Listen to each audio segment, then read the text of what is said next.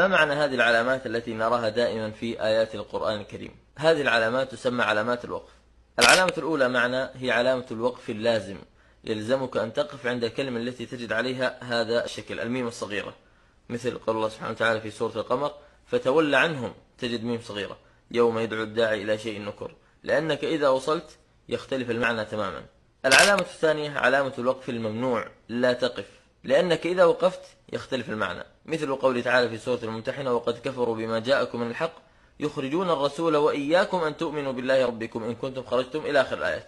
إذا وقفت على وإياكم يختلف المعنى تماما، لذلك تجد عليها علامة الوقف الممنوع. العلامة الثالثة علامة الوقف الجائز، يجوز أن تقف عند هذا الموضع الذي تجد فيه هذا الشكل، حرف الجيم، مثل قوله تعالى في آخر سورة الإنسان: وما تشاءون إلا أن يشاء الله، تجد حرف الجيم، إن الله كان عليما حكيما، وإذا وصلت لا بأس.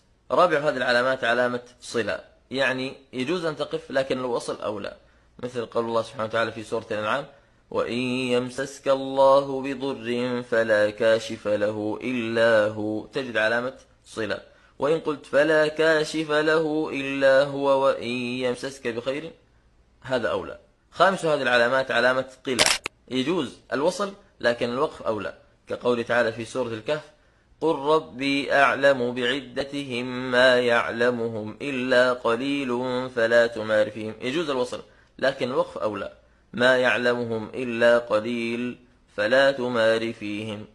آخر هذه العلامات هي علامة التعانق، وهي تفيد أنك إذا وقفت على أحدهما فلا تقف على الآخر، كقول تعالى في أول سورة البقرة: ألف لام ميم ذلك الكتاب لا ريب فيه هدى للمتقين. تجدون هذه العلامة مرتين، لن تجدها مرة واحدة، لا، دائما متكررة مرتين، فإذا وقفت على الأولى لا تقف على الثانية. مثلا: ذلك الكتاب لا ريب فيه هدى للمتقين، أو تقول: ذلك الكتاب لا ريب فيه هدى للمتقين، تقف على أحدهم.